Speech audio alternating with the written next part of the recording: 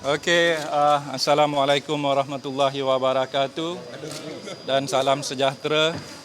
Tuan-tuan dan puan-puan, kami baru saja menyerahkan GKCM baru saja menyerahkan satu memorandum kepada Setiausaha Agung UMNO yang telah diwakili oleh Setiausaha Kerja UMNO, Datuk Rauf yang telah menerima memorandum kami.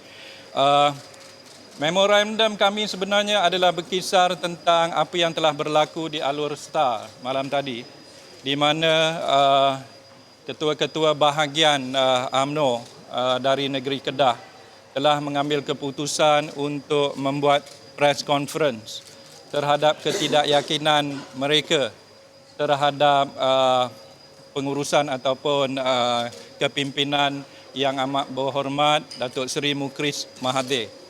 Jadi sebenarnya apa yang berlaku, apa yang kami lihat adalah perkara yang sama telah berlaku sebelum ini, di mana beberapa orang ketua cawangan dari Teluk Kemang telah, dan kemudian daripada Puchong dan Sepang dan juga beberapa daerah cawangan atau bahagian dari Johor telah mengadakan press conference berkenaan dengan permintaan dan ketidakyakinan mereka terhadap kepimpinan Datuk Seri Muhammad Najib sebagai Presiden UMNO.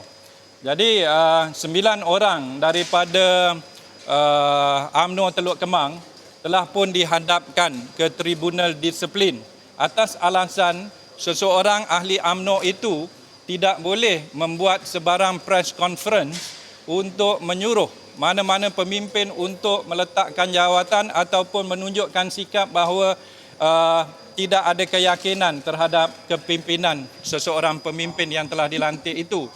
Jadi apa yang berlaku di Alor Star malam tadi adalah perkara yang sama. Jadi kalau 9 orang dihadapkan ke Tribunal Disiplin daripada UMNO Teluk Kemang dan akhirnya mereka telah diambil dijatuhi hukuman gantung, hak untuk memilih dan dipilih selama 6 tahun, kami GKCM menuntut perkara yang sama supaya Tribunal UMNO dan juga UMNO mengambil keputusan, mengambil tindakan terhadap mereka ini.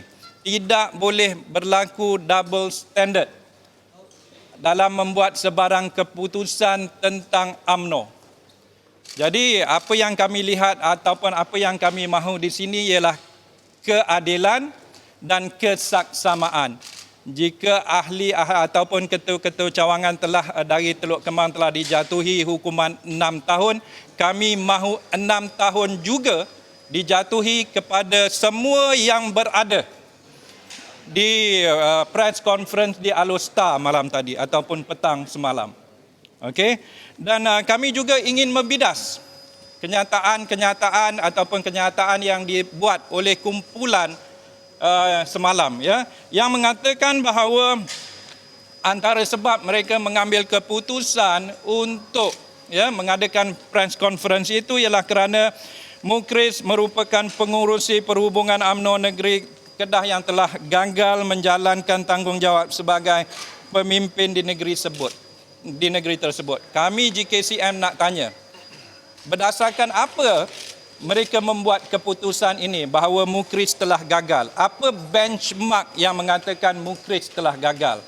Yang kedua, mereka mengatakan bahawa Mukris telah gagal dalam mengetuai dan menggerakkan jentera parti sebelum ataupun selepas mengambil alih kepimpinan parti di negeri Kedah.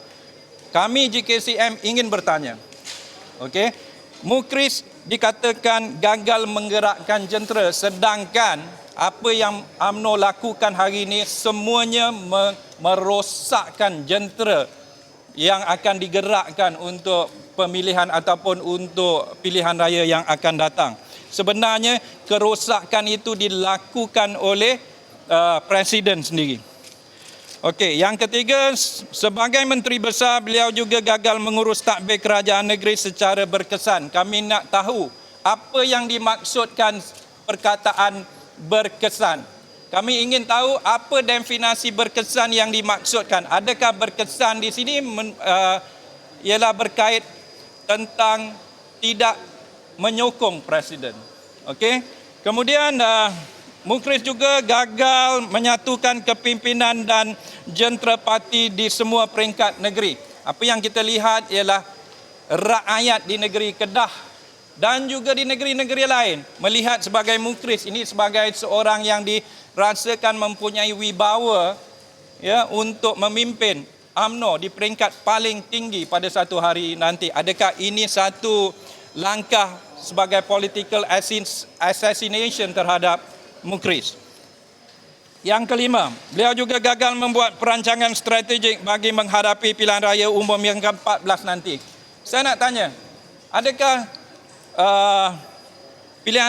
adakah usaha-usaha ke arah pilihan raya ke-14 ini telah dijalankan oleh mana-mana pihak ataupun mana-mana pemimpin pada hari ini? Mengapa Mukhriz seorang yang kena sedangkan banyak lagi negeri-negeri ataupun pemimpin-pemimpin yang tidak menuju ke arah pilihan raya ke-14 ini? Kemudian JKCM muskil dengan pendirian pemimpin-pemimpin bahagian yang ada pada hari ini. Cuba kita bandingkan apa yang dikeluarkan, kenyataan yang dikeluarkan oleh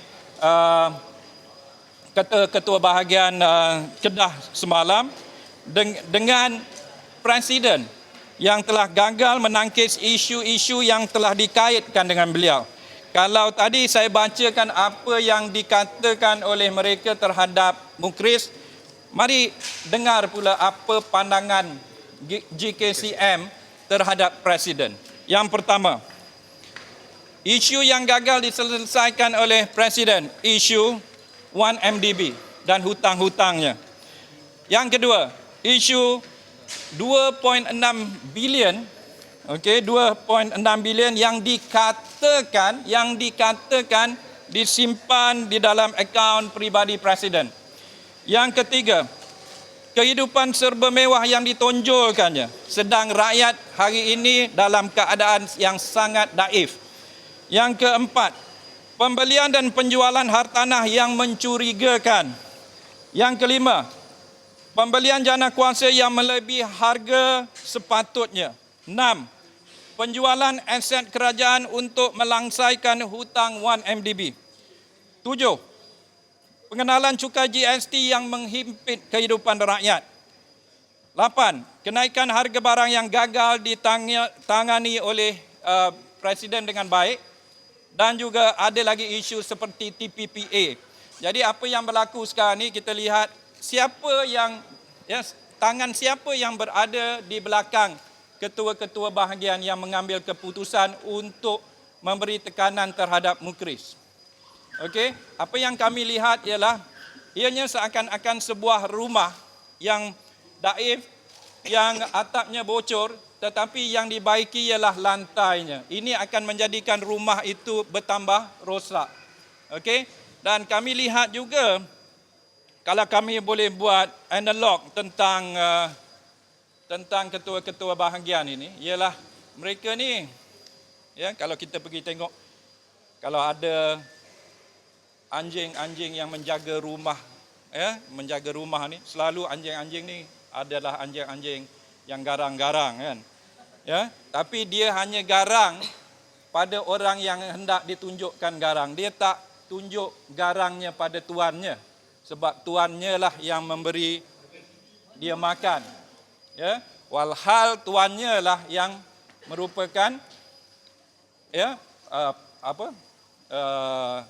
yang menimbulkan masalah, yang perosak, yang jahat dan sebagainya. Sedangkan yang datang ke rumah itu mungkinlah adalah orang-orang yang baik. Tapi tuannya itu, tuannya yang sebenarnya yang bermasalah. Tapi kerana dah diberikan makan selalu, dia tak gonggonglah tuannya.